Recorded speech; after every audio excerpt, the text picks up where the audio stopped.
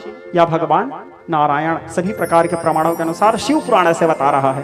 ब्रह्मा जी ऐसे बता रहे हैं 6 कुल के ऋषियों को। तो फिर 6 कुल के ऋषि पूछे ब्रह्मा जी को, तो भगवान सदाशिव को पाने का उपाय क्या है? यदि कोई व्यक्ति भगवान सदाशिव को पाना चाहे तो कैसे पा सकता है? तो बोले देखो, भगवान ब्रह्मा जी बोले भगवान सदाशिव को पाने के लिए सबसे मुख्य चीज है 4: श्रवण, मनन, चिंतन और कीर्तन। इस बात के उपदेश नंदी सनत कुमार को भी किए हैं।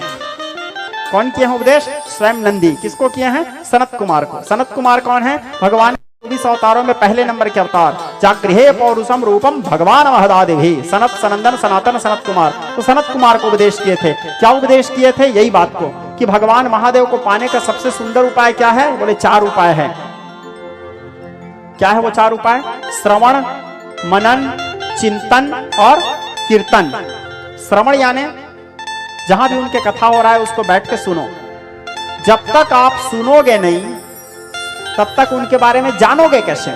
सुनोगे उनके रूप के बारे में, उनके गुण के बारे में, उनके कर्म के बारे में, उनके लीला के बारे में कि वो प्यार कैसे किए, गणेश जी को कैसे जन्म दिए, माता पार्वती से कैसे विवाह किए, सती के लिए कैसे तड़पे। एक आदर्श प्रेमी, एक आदर्श पति, एक आदर्श गृहस्थ, एक आदर्श गुरु। रावण के लिए एक आदर्श। रावण को सब लोग समझाए, भगवान शंकर कभी नहीं समझाए बेटा तू गलत कर रहा है बोल के। तू जो भी कर बेटा मैं खड़ा हूं तेरे साथ, गुरु कृपा ही केवलम जा। इसीलिए रावण गरजता था। बोले रावण के अंदर एक ही भाव था। जिस दिन रावण की कथा बताऊंगा, विस्तार से बताऊंगा, रावण यही सोचता था, बोले दुनिया नाराज रहे मेरे से क्या मतलब, जिसको खुश होना है वो तो है, बात खत्म। और तंत्र शास्त्र, आप लोग कभी कोई शुद्ध तांत्रिक से मिलोगे आपको बताएंगे, तंत्र शास्त्र का एक ही सार है, आकल्प जन्म कोटि नाम यज्ञ व्रत तपः क्रिया तास सर्व सफला देवी गुरु संतोष मात्रता। जिस व्यक्ति के जीवन में उसके गुरु संतुष्ट हो चुके हैं उसको फिर अलग से कोई पूजा पाठ जप तप भजन भक्ति दान पुण्य कुछ करने की आवश्यकता नहीं। जिसको खुश होना है वो हो चुके हैं, क्योंकि गुरु इंसान नहीं होते, गुरु साक्षात परब्रह्म, गुरु साक्षात भगवान है।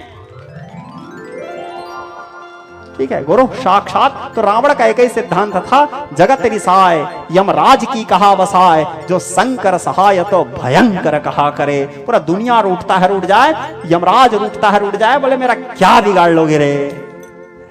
बाबा की कृपा है, बोले काल उसका क्या करे जो भक्त हो महाकाल का। गुरु कृपा से ओत प्रोत था, निकलता था तो जय घोष करके निकलता था, अपने बल पर मत्त मतंगा, शिव के भक्ति सिर पे सवार, उठा उठा भावों को करता अपने शिव जय जयकार। और जिस दिन आखिरी उसका समय आया, भगवान भी थक गए उसके सामने। राम कौन है? साक्षात भगवान है। थक गए, नहीं मार पाए रावण को। रामचरितमानस रामायण स्पष्ट कहता है, लड़ते लड़ते राम जी थक गए। यहाँ पे अब दशरथ के बेटा राम की विषय नहीं है, यहाँ पे केवल मात्र अयोध्या के होने वाले भावी राजा राम की चर्चा नहीं है। यहाँ राम ब्रह्म व्यापक जग जाना परमानंद परेश पुराणा, वो साक्षात परात्पर ब्रह्म राम जो मनुष्य हृदय की चेतना है। जब सारे देवता प्रार्थना किए थे राम जी से कि हे राम उठाओ कोदंड और न खेल खिलाओ, उठाओ कोदंड कोदंड करो वधते ही वध करो राम इसका। विश्वरंग मंच का स्वरूप होने दो कुरूप राम, एक बार फिर सायक उठाइए, हो रही है नष्ट भ्रष्ट यज्ञ भारतिया के ताड़ का सुबाहु को फिर से निपटाइए। जब राम से प्रार्थना किए थे, राम जब युद्ध करना आरंभ किए, युद्ध करते करते थक गए राम जी, नहीं मार पाए रावण को। विभीषण को देखे, नहीं मार पा रहा हूं मित्र। तब फिर विभीषण कहे, नाभि कुंड पीयूष सब सजा के नाथ जियत रावण बल ताके, सुनत बचन मृदु दीन दयाला, हर्षि गहे करबान कराला। महत्व इस बात का नहीं है कि उसके नाभि कुंड में अमृत था, महत्व इस बात का नहीं है कि रावण अपराजय योद्धा था, महत्व इस बात का था कि भगवान भी थक गए उससे लड़ते लड़ते। ये था गुरु कृपा ही केवलम, भगवान नहीं मार पा रहे थे उसको, यह है गुरु कृपा ही केवलम।